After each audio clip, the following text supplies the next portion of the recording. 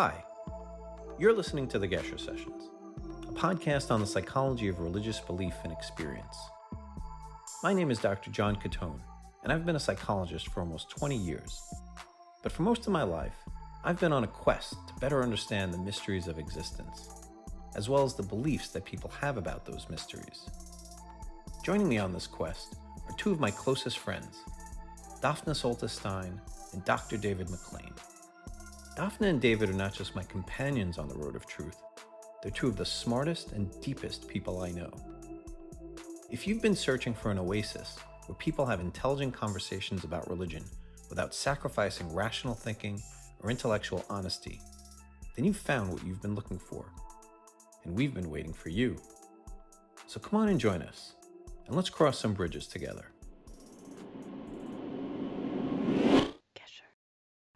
Welcome, everyone, and thank you for joining us on the Gesher Sessions podcast. Joining me once again are my co-hosts, Dafna Stein and Dr. David McLean.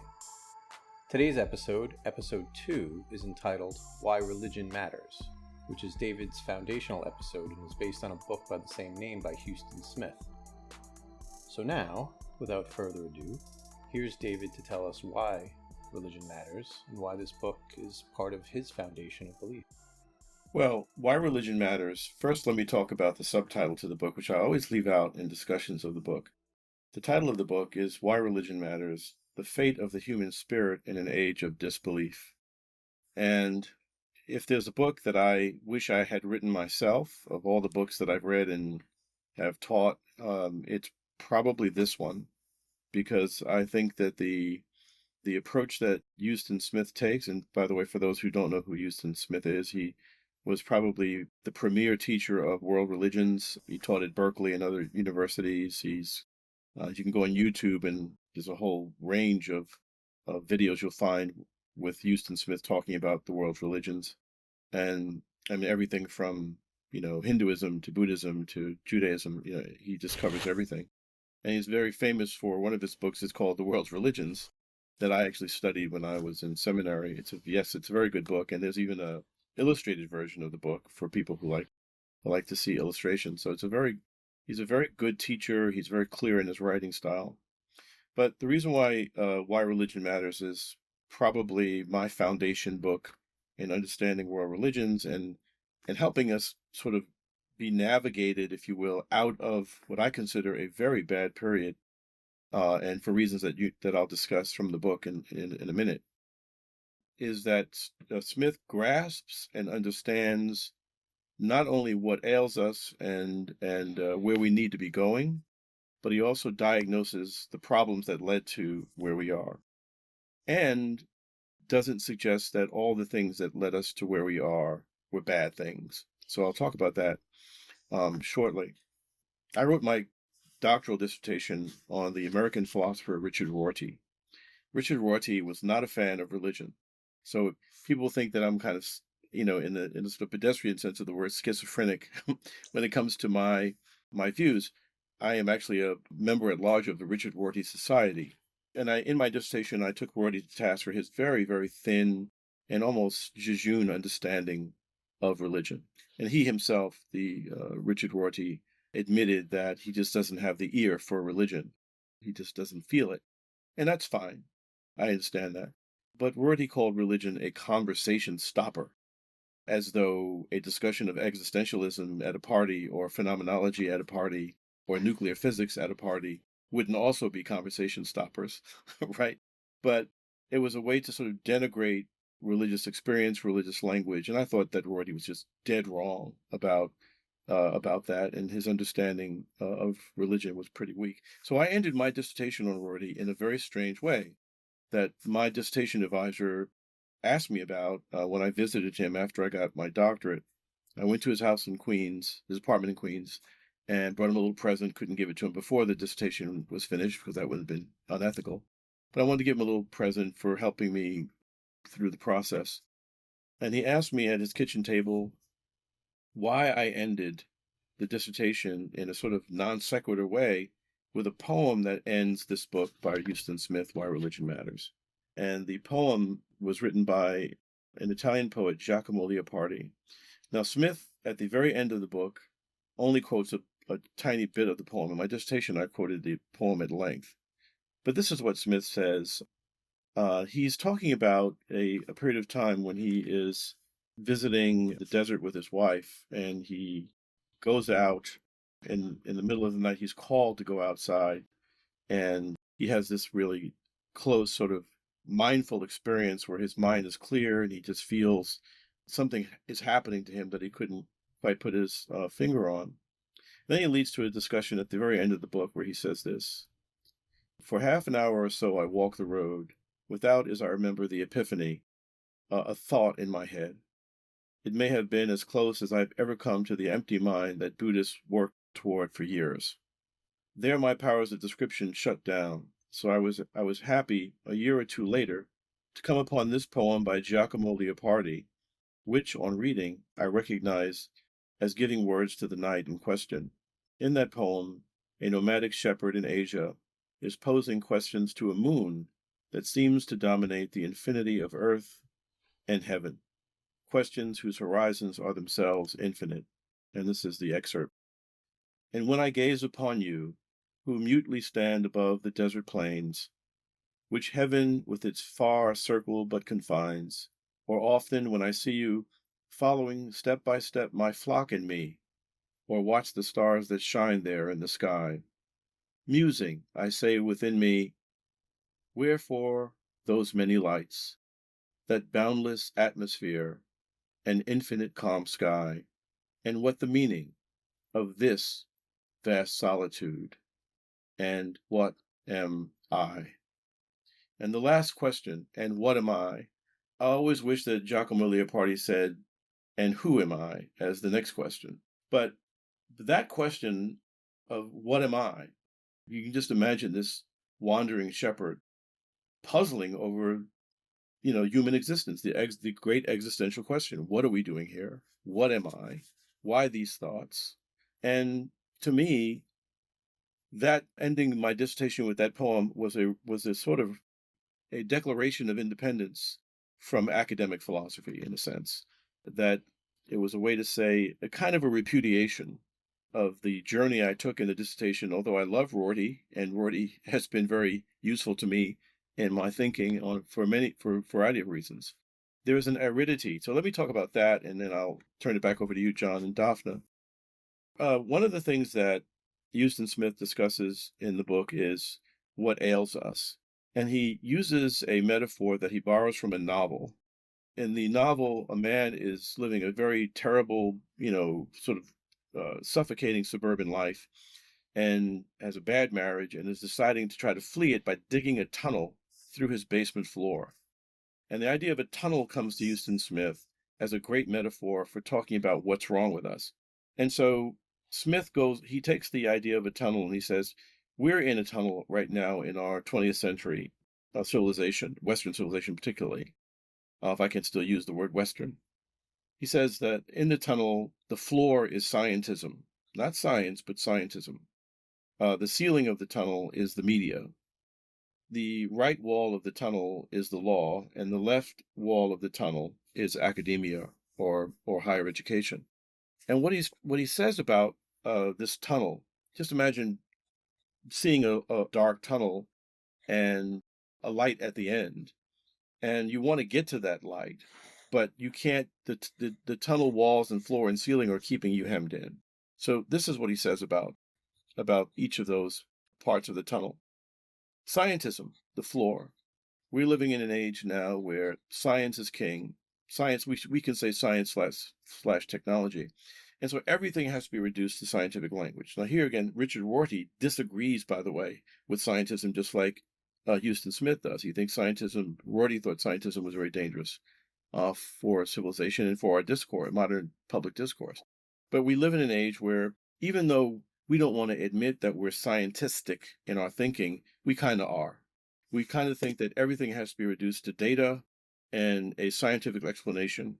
And if something cannot be put in scientific terms, then it's nonsense and meaningless, right?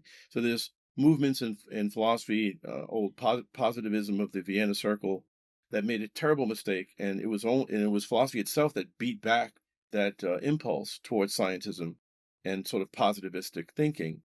So Smith says the floor of the tunnel is scientism. It drains the blood out of any idea that any other kind of discourse could possibly be true, right? So even if you are an atheist or you're just unreligious, an explanation of the world in phenomenological terms is kind of just poetry, right? Not really true. The only really true language you can speak is scientific language. Smith rejects that, as do I. The right side of the tunnel is the law. Nothing wrong with the law, just like there's nothing wrong with science. But what has happened with the law? The law has basically says that, and especially in the United States context, but no, in France as well, in the European countries, that there's got to be this sort of strict separation where religion is pinched off from the public square and the use of religious discourse is illicit in some sense, right? So you can't bring your religious self, your religious identity to the public square. And to start to do that raises questions of one pursuing a theocratic mission for government, etc. And that's just false, right?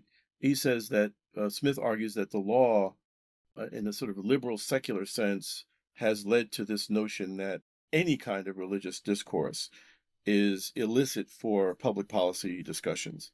There are certain things in religious discourse that should be off bounds. We shouldn't mandate in a law that everyone be circumcised in a modern secular state, democratic secular state that's pluralistic. That would be off bounds. But there's nothing wrong with quoting Isaiah from the Senate floor or the Tao Te Ching or Jeremiah to make a point.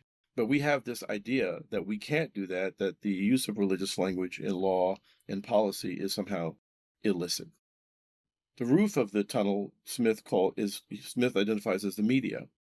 And what he means here is that the media tends to operate, as we know now over the past 7 or 8 years or so for sure, if it leads, it bleeds. That's been an old belief about the news business. If it bleeds, it leads. Yeah. If it bleeds, it leads. Thank you. And so the same applies to how the media describes religion. So what will you see? And you'll see religion portrayed in the most violent, dangerous ways that one can imagine.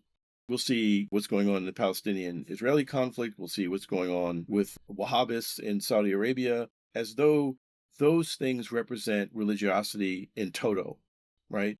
They don't represent religiosity in total. They're just basically parts of religiosity, just like there are wayward parts of politics and other wayward parts of civil society institutions. There are wayward parts of religiosity. But the media portrays religion.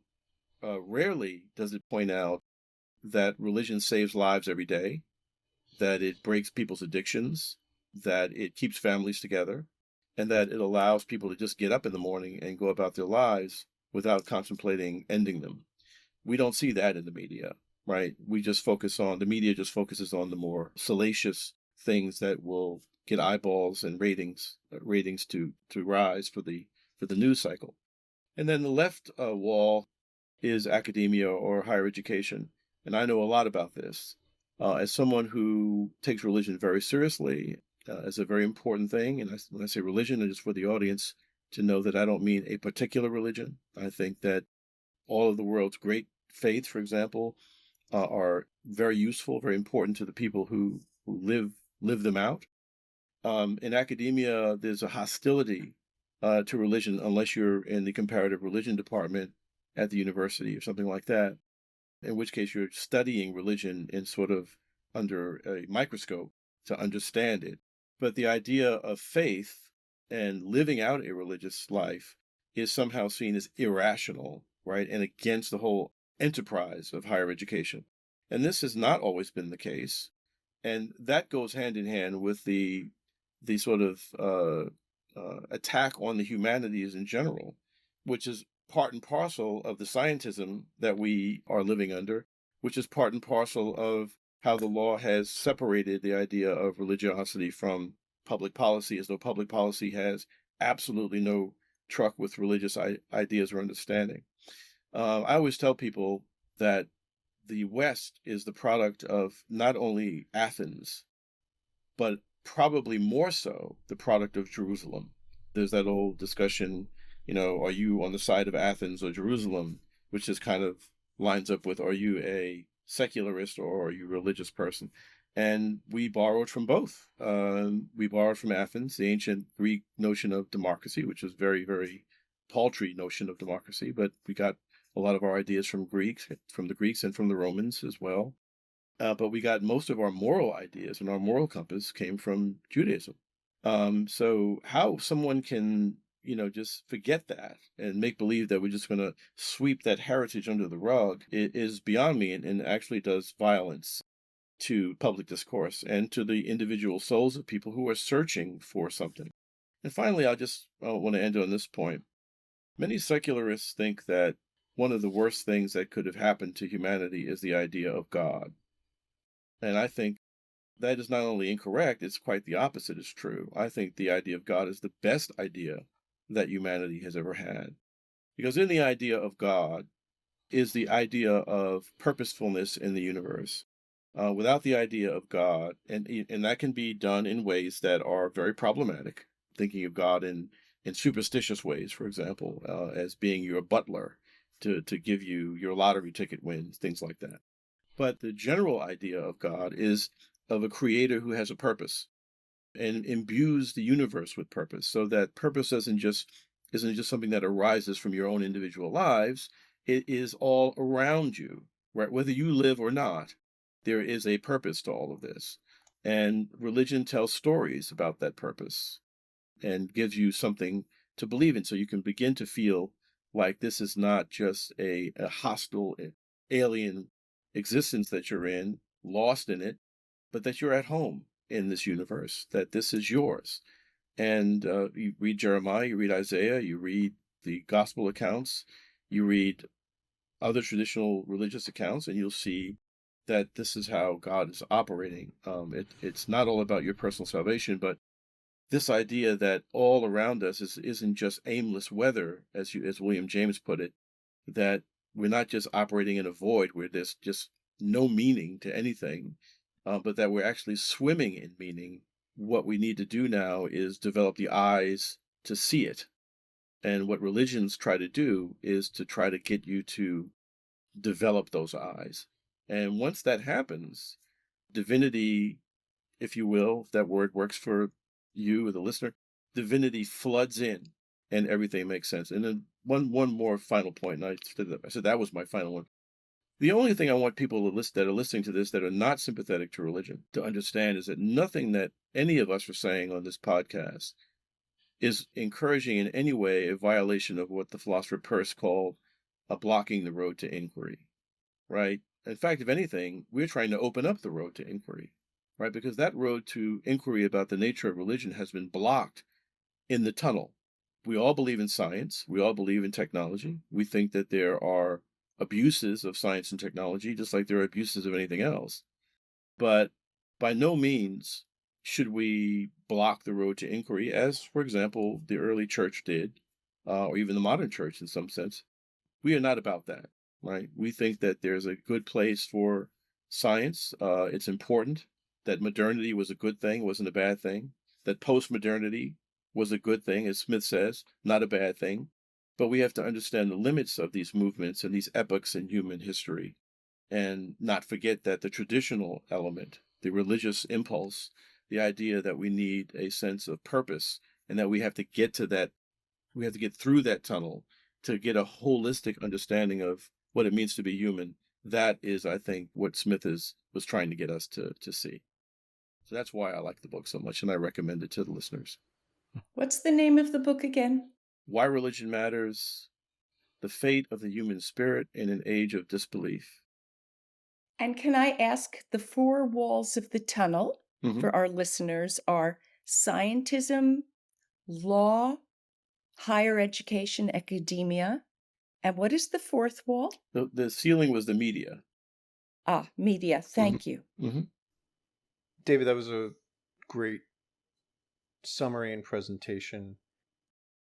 One of the things that I think about when I think about religion, why religion matters, I think about the times and places in which the founding events of each religion took place. And I think about what was going on in the world, what was the scientific understanding about various natural phenomena, and whether these beliefs, a system of beliefs, sort of sprung up within small tribes that were geographically close to each other versus, spread out all over the place. And I think that in my understanding of a number of different religions, that the specific religions and the specific religious beliefs that were developed in response to events and cultures that were relatively isolated. And then the beliefs, were sort of passed down through tradition from generation to generation. And as that happened, it spread across larger regions and over longer periods of time. From a historical perspective, I guess the question that I would ask is, can you really truly understand a religion from outside of the time and place in which it sprung up? Or are we just engaging in a fool's errand of trying to recreate context? And I guess subsequent to that is, to what extent do you believe that religions and religious belief within each group, within each religion, needs to be updated for each succeeding generation and each place? Well, I'll start with the last question. Every religion is updated by each succeeding generation because people have brains, right? So they're going to constantly look at the world around them, and they're going to update their ideas. So, for example, in Islam, under the notion of ijtihad, the idea of using reason to figure out what the right way to address a particular matter in society should be. That, in some sense, the idea that religions are merely traditional and are merely handing forth ideas without anyone thinking through what's being handed down, that's false, right? That's a false idea. Just like it's a false idea that cultures do that, right? When I was teaching a course, I reminded my students that while the rock guitar is most associated with people that look like you, John, that is to say, so-called white people, right? It really is of African and Middle Eastern derivation. I think, or Indian derivation. It is not. So we borrow all the time. So there's the idea of hermetically sealed cultures, or the passing down of little packages from one generation to the next without them being unpacked. It reminds me of something I read in Forrest Church's little book. Forrest Church, for those who don't know who he was a very, very prominent Unitarian minister, and wrote a book called A Chosen Faith. And he talked about this gentleman by the name of Angus MacLean, no relation, different spelling, who said that we are not the bellhops of history, simply passing down ideas from one generation to the next without unpacking the luggage and trying to determine whether or not the stuff in the bags are useful to us. No, we discard what we don't need. So the recontextualization of ideas always happens because people are human beings, have brains. And when we don't recontextualize and update religion, and I use the word update carefully, we get the extremism that brings danger to the world and brings the notion that religion is violent. My answer is that answer. We hold the truth, and the rest of you don't get it, and we will enforce it upon you. That's the part of religion that makes all of us recoil. But the majority of practicing Jews, Christians, Muslims, Hindus, Buddhists, Taoists, etc., take the truths, the basic core human truths, or God-given truths, if I can use that word, human awareness is revealed, and we understand them, as John said, in the contexts of our time. That's and true. Religion and the purpose, that sense of purposefulness that Dave was referring to, is essential. If religion doesn't help me have a sense of my purpose In Judaism, we refer to that as my personal Torah. There's the Torah scrolls, the 5 books of Moses. And then there's the Talmud and 2,000 years of additional development of Judaism and interpretation and discussion and dialogue. So faith as dialogue, as academia, in fact. That idea of personal Torah is, my name is Dafna Stein. I've been in the world for 70 years. What has been my purpose? Or when I'm 30, my name is Dafna Stein. I've been here for 30 years. Now I'm in the process of figuring out my purpose. What am I going to do to make the world a good place? How am I going to serve humanity myself? Could be that I'm a kindergarten teacher, could run a daycare center, could be a university professor, could be a microbiologist. But my personal Torah and my connection to everyone else, that's a truth of religion. And your earlier question, John, you started out by talking about whether or not, since religions usually sprung up in sort of, I think your word was isolated communities, to some degree isolated, but isolated in the sense that, 3,000 years ago, when the Vedic tradition was being developed, there was no internet. Right? So in that sense, there was isolation. You had to cross mountains to get to another culture. But I'm not quite sure that matters. Why? Well, I'll tell you why I think that matters, because I think religion in each part of the world springs up as an answer to some of the unanswerable questions. And from my perspective, the origin story of each religion starts with some sort of transcendent experience to a prophet or godlike figure. Mm-hmm. And so I guess if we're talking about Judaism, we're talking about Jacob, Israel, right? And then we talk about the 12 tribes of Israel, right?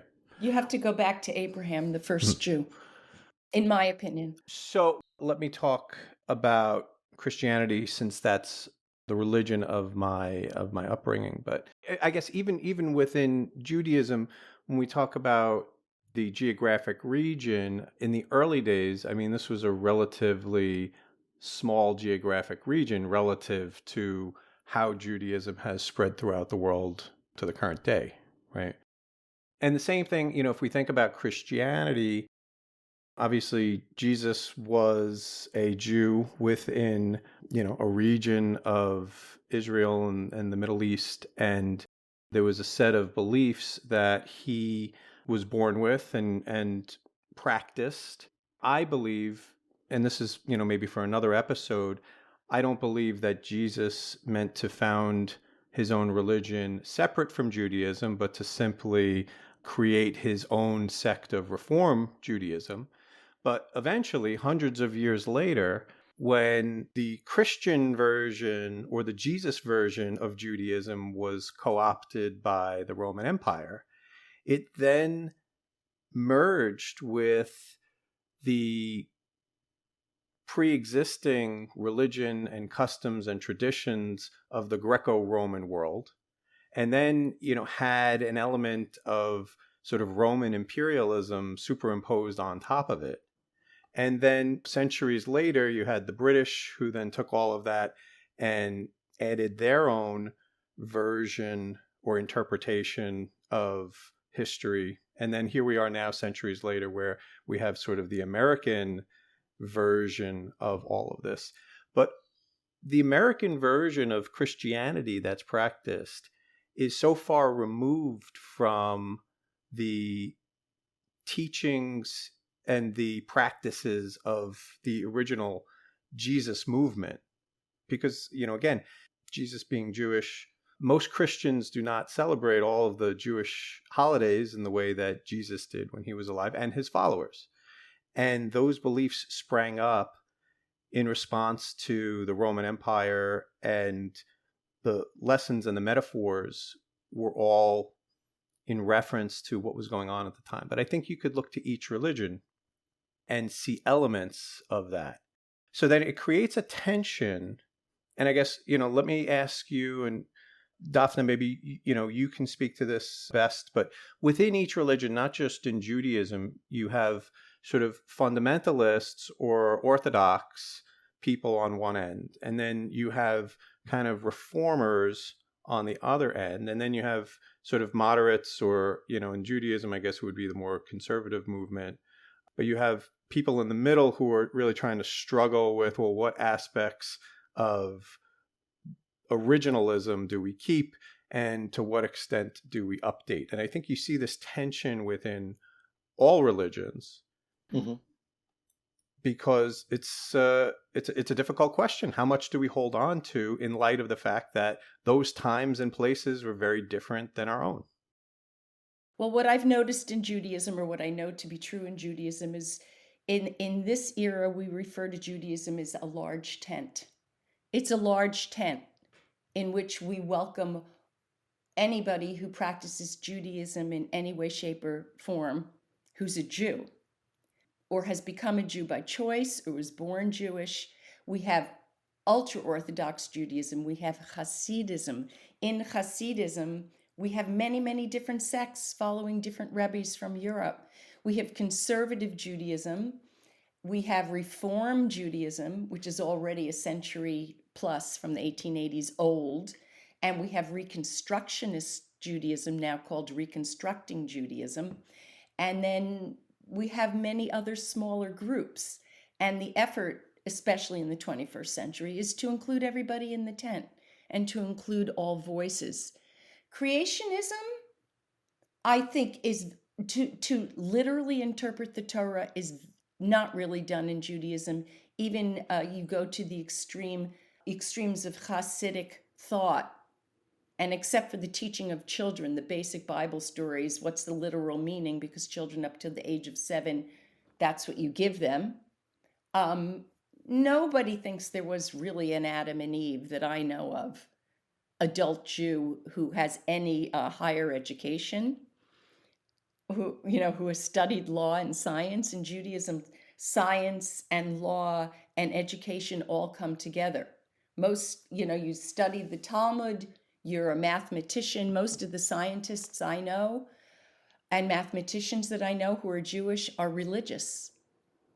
And the Torah itself is a document not just of stories and ancient history. Is the Torah true? Yes. Is it literally true? Probably not. What are the metaphors? What are the lessons? What are the truths in the story? So what is the truth in Abraham going out into nature, out into the deserts of the Judean desert? I'm sorry, that's Jesus. Jesus, who went out into the Judean desert. Abraham was in a metropolis in Mesopotamia. He left the metropolis to have his experience as a shepherd boy. Jesus left Jerusalem and he left the Galilee and went out into the Judean desert to experience and respond to the vastness of nature and experience transcendent experiences. So we look at those stories and we say, what is there for us in the stories of these men and their women? Although, religion is very, what is the word I'm looking for? Patriarchal, both in the Bible and most other contexts. Religion has to be modernized, might be in Judaism, interpretation.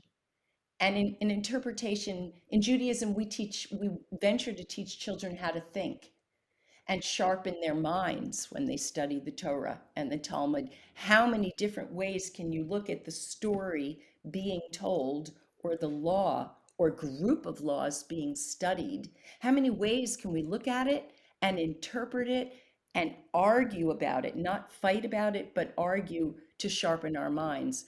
My idea versus your idea.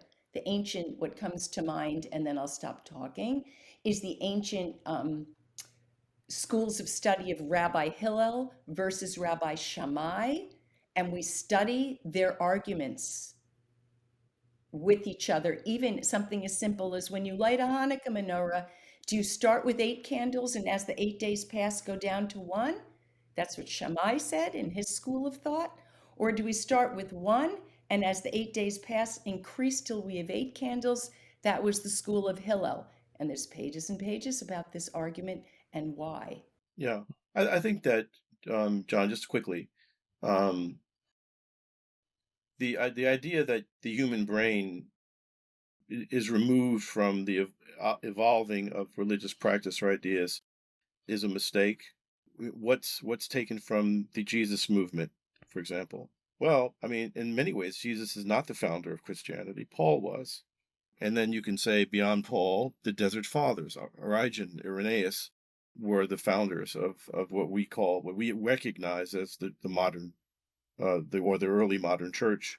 And of course, you've already, the moment the Jesus movement lost its founder, it was left to the followers to try to interpret, to use Dafna's words, what the movement was about. What was it really about? And then there's going to be fighting about that, right? And there's going to be clashes, and someone's going to come out as, quote unquote, the winner.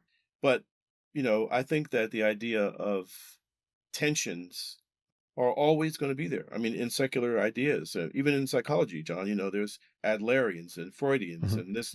So, and there are people that in psychology just have no use at all for Freud. In philosophy, people that are phenomenologists have no real use at all for other types of approaches to academic philosophy. That's just going to be the way it is. Nothing wrong with that. Yeah, and people have a religious devotion to the theorist, whether it's Freud or Beck or Adler or Melanie Klein, whoever it may be. I would argue though, John, to that point, there's something good about that. Mm-hmm. That the devotion to a theory, you're really thinking out the full theory. Mm-hmm. And that takes deep thought and respect and honoring the theoretical approach. And if you were to convert that over to religion, everyone else steps back and watches the Adlerian do the Adlerian thing, or watches the Methodist or the Reformed Jew do their thing, and at a distance, and you can see that there's an interplay going on. But the world, I would say, is driven by people who overstate their case, to borrow a phrase from Richard Rorty, who says, I overstate my case because if I don't overstate the case, nobody's going to pay attention, right? So the Adlerian that defends Adlerian thought, or the Freudians that defend Freudian thought, to try to hold on to what's really good in those ideas, I think are very useful to the rest of us, right? Mm-hmm. We can't all be eclectic dilettantes.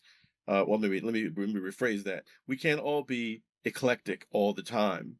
There's got to be a place for real disciplines to exist. We live in an age now, especially in academia, where this interdisciplinarity idea has run amok, and people are thinking that they understand economics because they've taken 2 economics courses, and they can sort of mishmash it into an approach to understanding society. No, we need economists who just study economics. We need surgeons who just study a particular kind of surgery, because that's really what makes society function. We need the eclectics, and we need the people who dug in to some degree. I wonder if we want to address religion in the beginning of this broadcast. Dave, you were talking about what religion does offer us. And I just took some quick notes. A reason to get up in the morning, teaches a moral conscience or a moral compass, keeps families together, breaks addictions. If people are addicted, often religion is a pathway back for them. But this idea that religion gives positive structure for facing every day that we live. Absolutely. Which goes back to that sense of purpose. What is my purpose? What is the purpose of my community? Yeah. So I wrote a paper once. It's on academia.edu. I didn't get it published. It's called 5 Types of Soteriology, fancy word for salvation. And what I tried to do there is to say, it's really hard to define what religion is. And I started out with the notion by Potter Stewart. It is hard to define obscenity, but I know it when I see it, right? And my argument was, I'm going to try to suggest what religion boils down to, at the risk of being wrong about that, right? And I suggested what religion boils down to is salvation. And then I went into a discussion of types of salvation. I don't mean necessarily salvation in the sense that, you're going to go to heaven when you die and that kind of salvation, or you're born again and you're saved. That's one kind of salvation, right? But there are other kinds of salvation. And if you strip the idea of my test for what something is what if I strip this quality from it, is it still that thing? And if you strip the idea of some kind of salvific asset from religion, what good is it, right? What good is it at that point?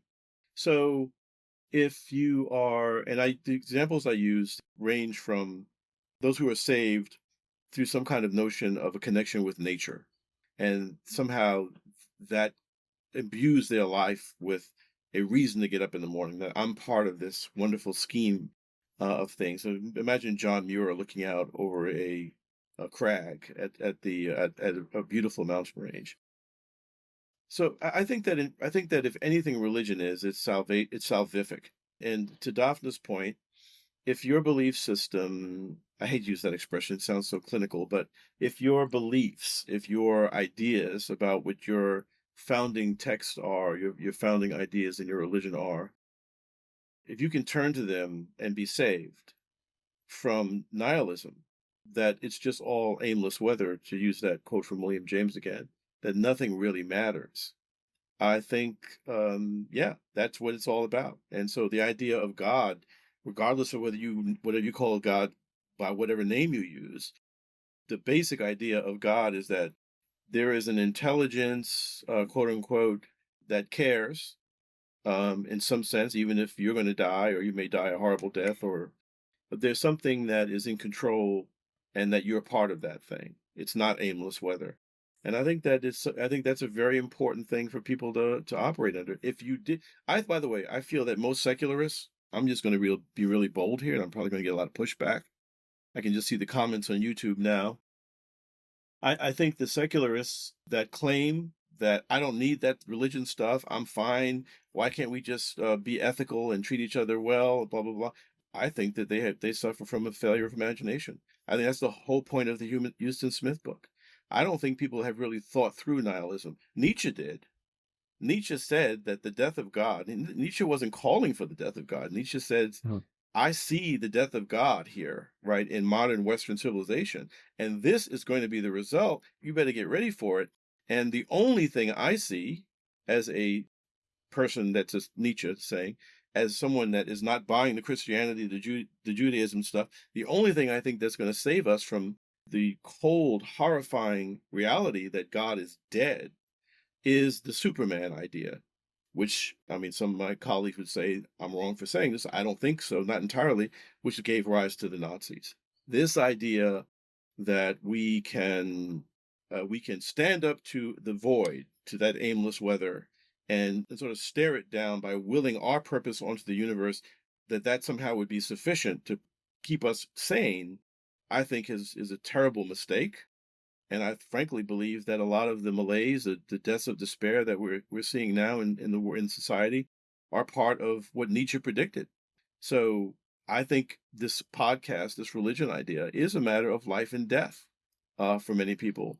What we're discussing now isn't simply a palliative, how to get palliative so people can cope with existence. It's about, does this mean anything at all?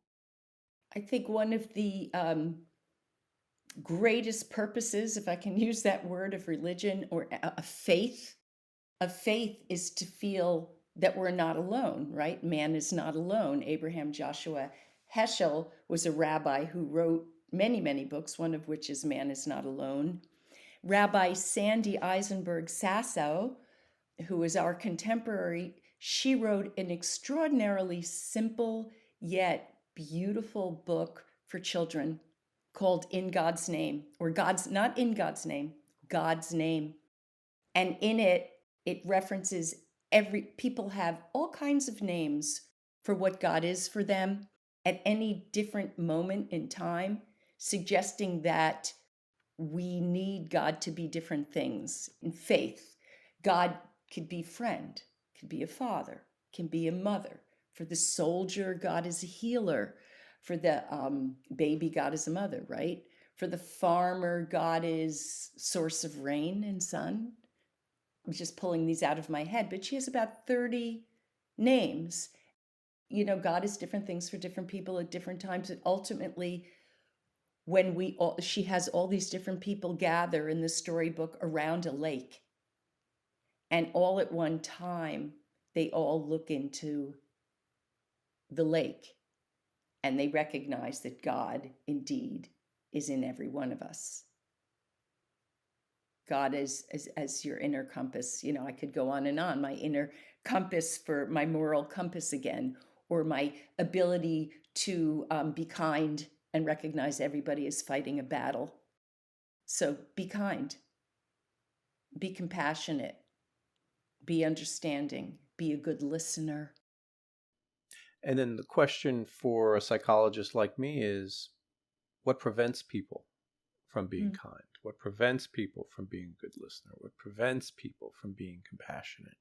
And from my perspective as a psychologist, particularly within the Freudian psychodynamic tradition, is one's defense mechanisms, but also in addition to that, one's cognitive development.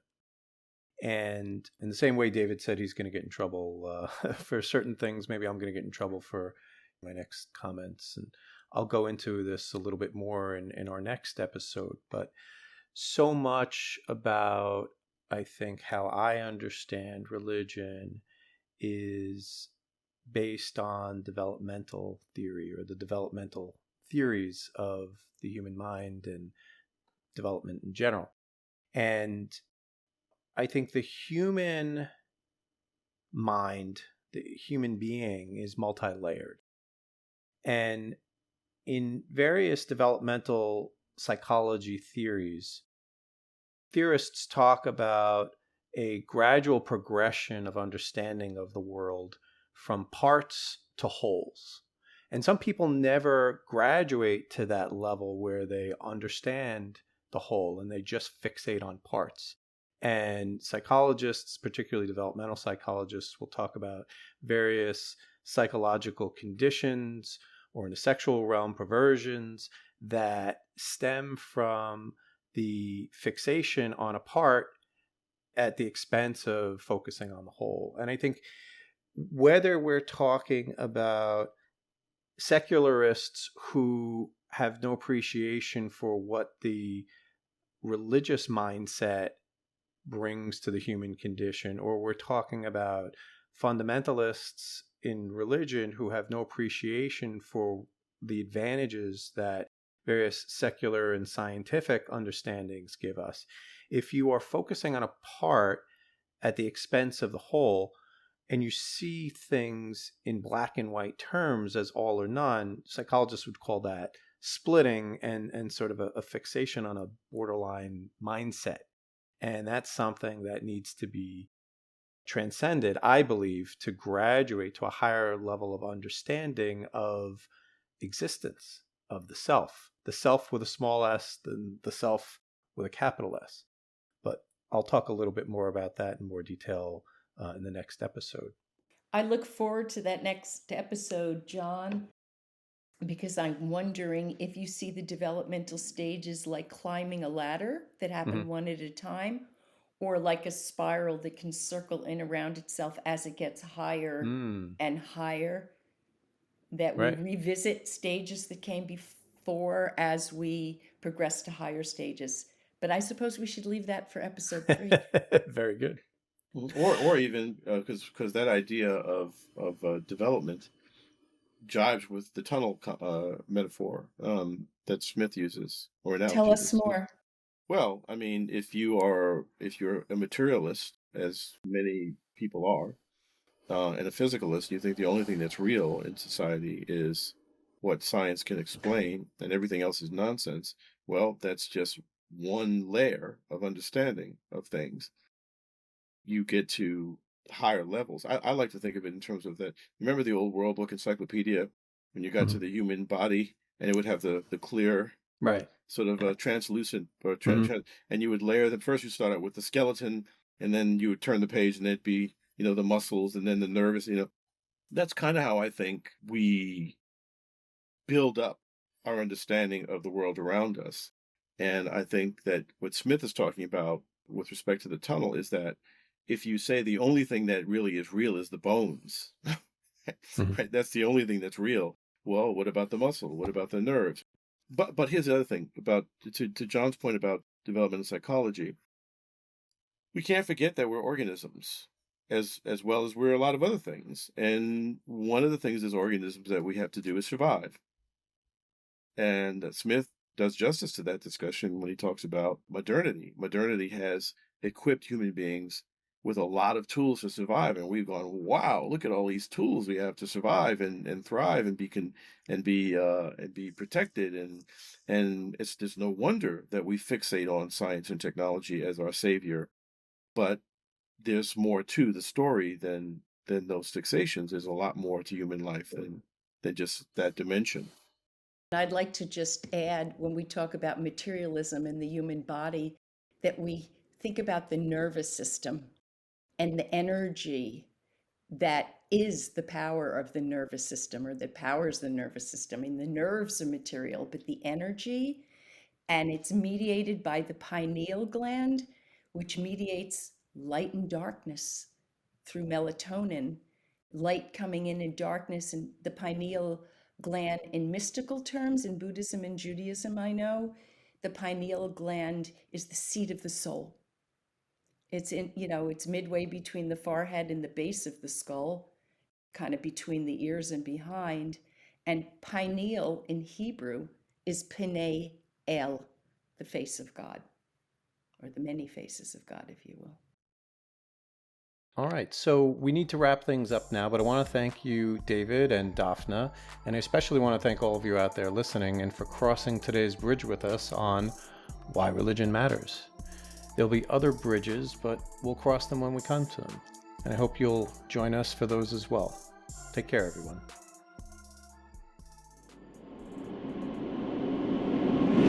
Gesher. Each episode of the Gesher Sessions podcast, including its recording and contents, is copyright of the Gesher Sessions. All rights reserved. Today's episode was produced and edited by Lisa Catone.